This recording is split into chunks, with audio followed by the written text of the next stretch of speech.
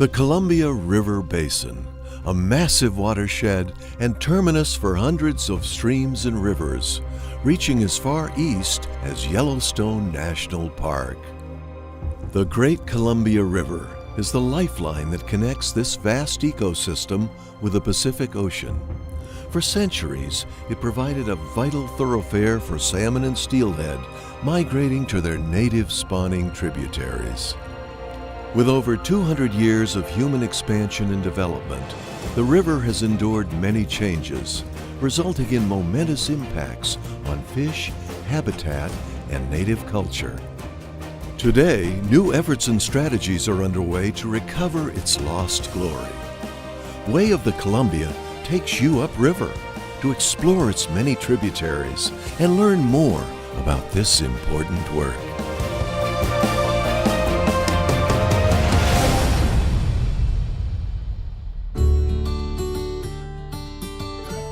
This week on Way of the Columbia, we travel to locations on the main stem of the Columbia River and the lower sections of the Snake River. We'll take a look at the complicated issue of fish migration around dams on both the main stem of the Columbia and the lower Snake River. Modern development on these rivers began in earnest during the mid to late 1800s. Mining fortunes were the catalyst, and Lewiston, Idaho, on the banks of the Clearwater River, became a key destination. The reason people came here first was because gold was in the interior, lots of gold. In 1861, the Oregon Steam Navigation Company decided to tap into the mining boom that was on the Clearwater River. And so they sent a boat up called the Colonel Wright, and they were able to make it to the confluence of the Clearwater and Snake Rivers safely and over a number of months, and that became the head of navigation for that company and the founding of Lewiston. During the latter part of the 1800s, transport on the Columbia, Snake, and Clearwater rivers also became an important industry. Even today, this corridor is a major conduit for shipment of grain and other agricultural commodities. After the turn of the century, construction of a series of dams was begun. These projects provided the Pacific Northwest with a valuable and renewable power source. Irrigation provided from these hydro systems turned what was once a parched landscape into one of the world's most productive agricultural regions. Harnessing the abundant energy available through this massive resource did, however, exact a significant toll on fish and fishery habitat. The once abundant runs of salmon, steelhead, and other resident species suffered loss. These losses were particularly felt by the tribes that once relied on fish for food as well as spiritual sustenance, and to a lesser degree, by fishermen that enjoyed the sport and culinary benefits of various species of salmon and steelhead.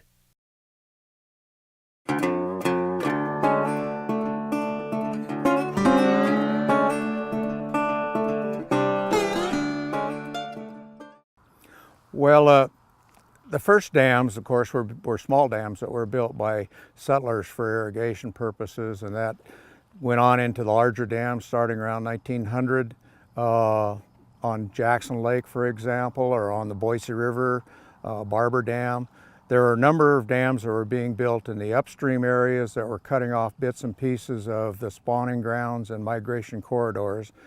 Then in the 1930s, the main stem dam started to be constructed, and the first one was actually Rock Island Dam, which is a public utility district dam. Bonnieville was the second one, and that was followed by McNary, the Dalles, Ice Harbor, John Day, and Lower Monumental, Little Goose, and Lower Granite going upstream. It is no secret that dams have presented a significant factor and disruption of traditional fish runs. It is important, however, to understand that many other factors enter into this equation. There are several factors that affected fish runs throughout the Columbia River Basin. Hydrosystem projects, in particular, impacted juvenile salmonids, and in many cases, they were built without upstream passage for adults, so they blocked entire runs. That was the case at Grand Coulee and later Chief Joseph, as well as the Hells Canyon Complex, and also at Dworshak Dam in central Idaho. One of the first factors that impacted the runs was commercial harvest, and that started back in the 1860s. And by the time Bonneville Dam was constructed, estimates have been made that the number of salmon coming up were between 12 and 16 million. By the time Bonneville was constructed, and there was the first time there was a count in the Columbia Basin, less than 500,000 fish came over Bonneville in 1938 and 1939. Harvest has probably played a major part. Habitat loss has played a major part. Habitat loss due to logging, farming, dam construction, like cutting off spawning and migration areas. Those things all played an impact, and the Snake River dams were more or less late comers in this, coming in from 1961 to 1975. So people are blaming them or ignoring all those other causes that occurred as much as a century before.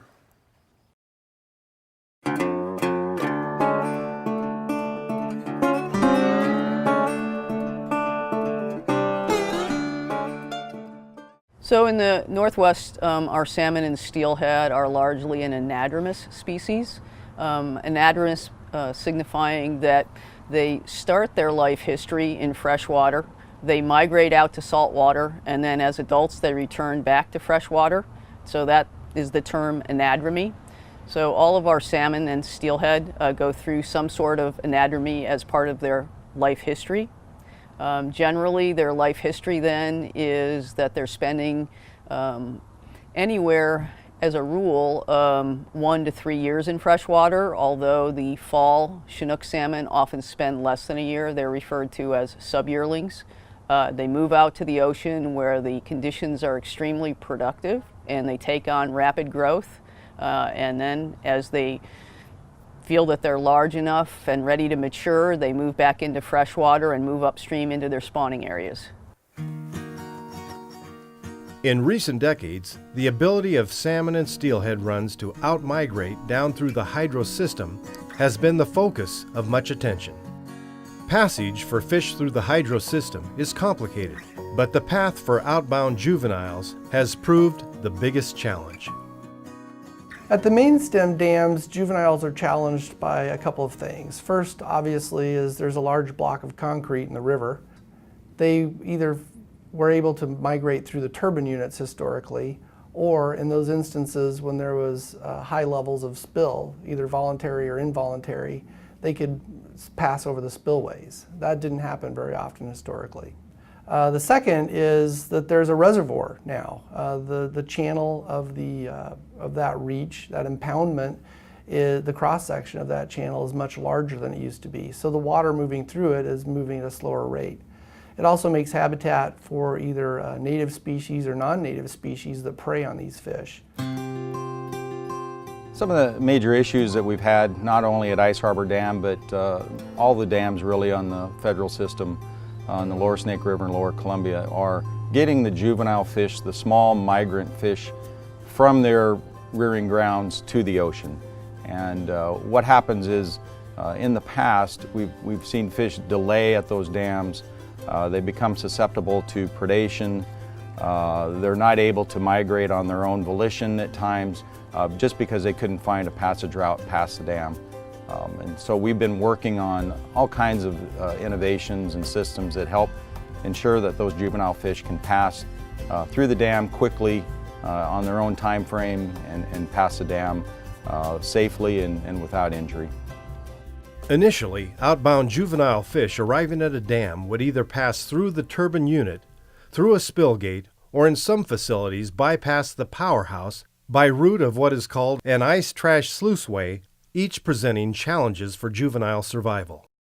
Passing through the turbine chamber requires fish to first descend to a depth in the forebay and then enter the turbine intake and ride the flow through the turbine housing into the tail race. Passing through the spill gate, which is only possible certain times of the year when dams are spilling water, presents its own hazards. By this route, fish must descend to a depth in the forebay and then ride the current through the gate into the tail race.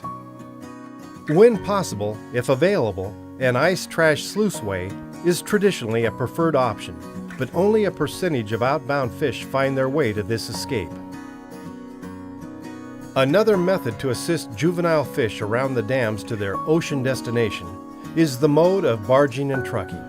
In the late 70s, and even still today, outbound fish are collected above lower granite and loaded into river barges. The barges proceed downstream, traversing 8 dams, and release their cargo below Bonneville, the last dam in the downstream chain.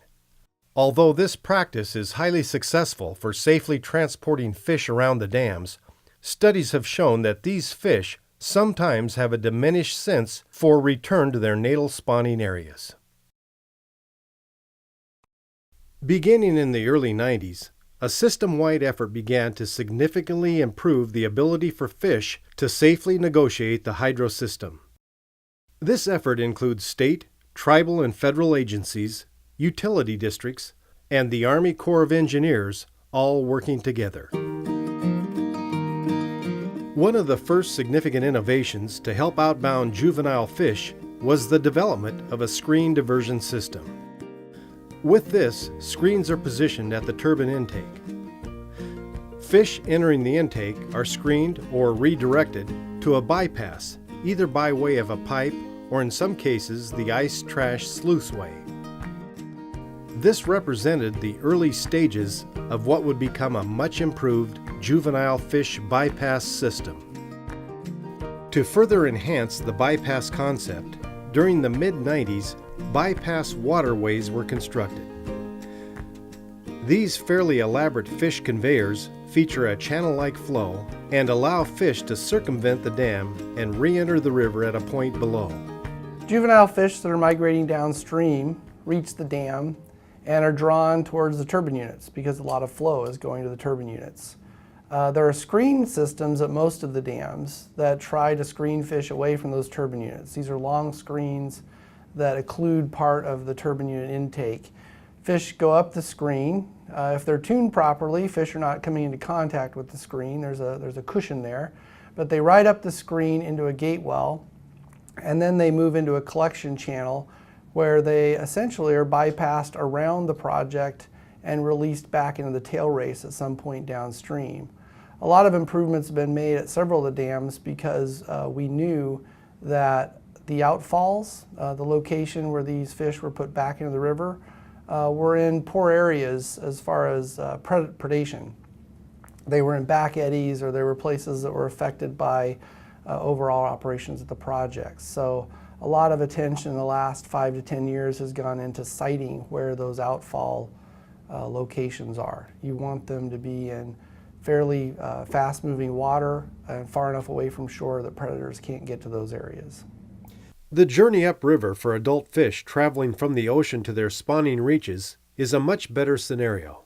Fish ladders are now in place at all mainstem dams as far up as wells on the Columbia and throughout the entire Lower Snake River. For adults that are migrating upstream through the mainstem dams, the primary factor is just finding the ladder entrance, and once they get into the ladder, they're fairly easy to navigate. Once they get into the forebay, so they've climbed the ladder and they've gone through the exit section of the ladder and they're out into the forebay at the top of the dam, they're facing an environment that's very different from what they historically would have encountered. The water velocities are lower, the water is deeper, obviously. What we've found through telemetry studies is that the fish actually migrate faster through the reservoir sections than they do through the free-flowing river sections. And you can think about that as, whether you're walking into a strong wind or not. It's actually easier for the adults. So they lose some time migrating through the dams. They have to find the entrance and make it through the ladder. But they're actually gaining time as they're migrating through the reservoir sections. So overall, we don't think, NOAA, that there's been a lot of difference in the migration timing of adults as far as being affected by the dams. When all those systems are operating properly and when there aren't other human factors like harvest or pinniped predation or anything like that going on, we typically see survival rates of about 98% per project. So that's dam and reservoir between the projects, which we think is probably fairly close to what it was historically if you look at it on a per mile basis.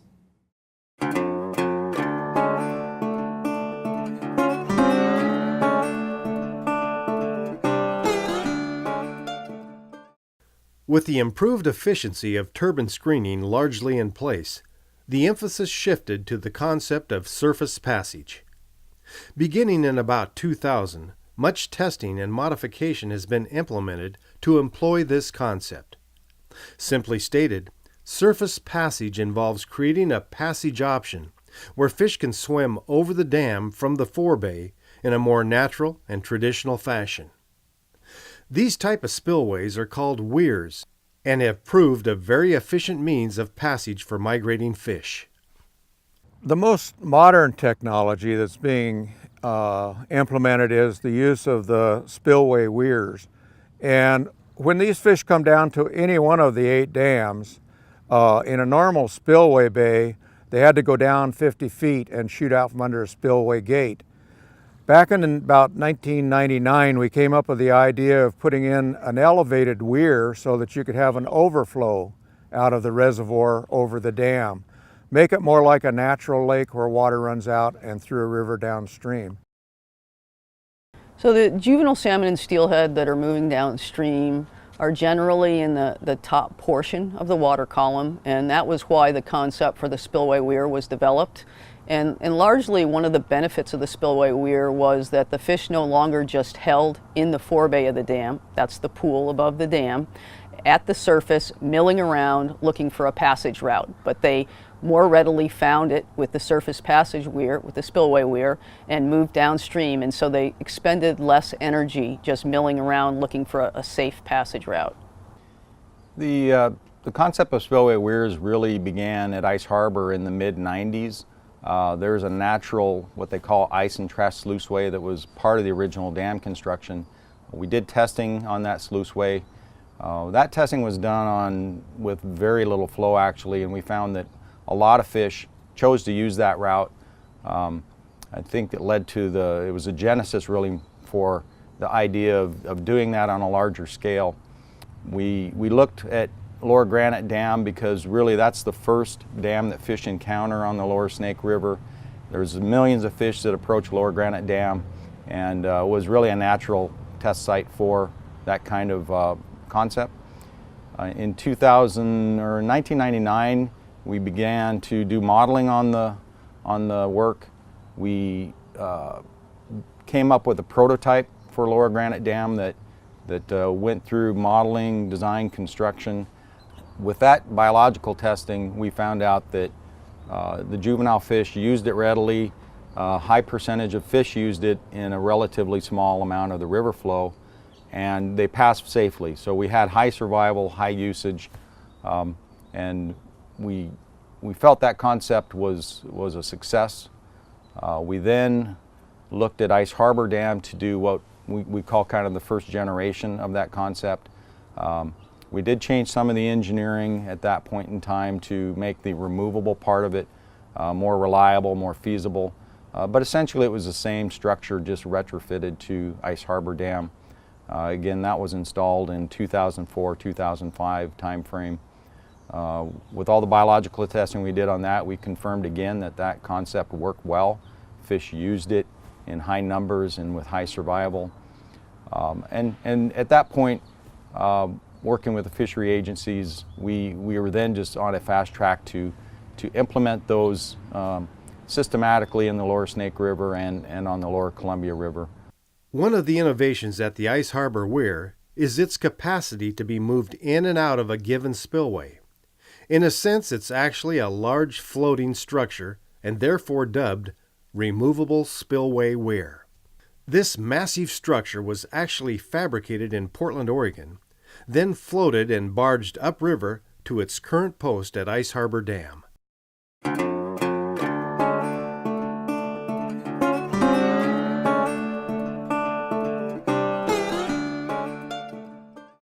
As the push to improve fish passage at the dams became more organized, the National Marine Fisheries Service, an agency inside the umbrella of NOAA, began compiling scientific data in order to set benchmarks of progress towards better passage at the dams. These benchmarks are contained in what is called a biological opinion, or BIOP. A biological opinion is a document that National Marine Fisheries Service issues to a federal agency that's trying to take an action. It could be any action. It could be operating a dam, it could be a timber harvest, it could be some kind of a land management plan, it could be fishing to allow for a fishery. And a biological opinion is National Marine Fisheries Service's assessment of how that action is going to affect fish. And under the law, if the action will not jeopardize or threaten the continued existence of a species, then that action can continue. If in NMFS's judgment that action will jeopardize or threaten the continued existence of the species or adversely affect their critical habitat, then National Marine Fisheries Service has the authority to condition that action such that it will not jeopardize the species. The creation of a BIOP, or biological opinion, is a regimented process of information collection, analysis, and consideration condensed to a final document form. Well, the process set out under the Endangered Species Act, the first step is we get a biological assessment from the federal action agencies, which basically specify this is the action that they're planning to take, this is their assessment of how it's going to affect listed species. We take that work and use it as our starting point. We assess the environmental baseline, we assess the relative strength of the populations as we know them with the latest fisheries data that we're aware of, and then we make our judgment on that action. National Oceanic and Atmospheric Administration, NOAA Fisheries, in 2008 established some guidelines to help people quantify the benefits that were being received by some of the things that had improvements that had been made in the juvenile passage system. The benchmarks were 96% survival through a dam for spring migrants and 93% passage through the dam for summer migrants. Spring migrants being Chinook salmon, steelhead, summer migrants being the sub-yearling Chinook, spring migrants as well being coho and sockeye. Through the most recent biological opinion, the dam survival target for spring Chinook and steelhead, those spring migrating fish, was 96%. Historically, survival rates were probably closer to 80 to 90% for fish just passing through turbine units. So when you sum that up across the 8 main stem dams in the Lower Columbia and Snake Rivers, historically we were getting about 25 to 33% survival depending on the species, whereas now we're getting about 50% survival through the 8 dams and reservoirs. Fish passage, in particular the migration of juvenile fish through the Columbia system, continues to be a priority. Much work has been done and much work is still underway to address this important matter. Next time on Way of the Columbia, we look at several different hydro projects to see how each respective facility is working to address their own specific passage issues.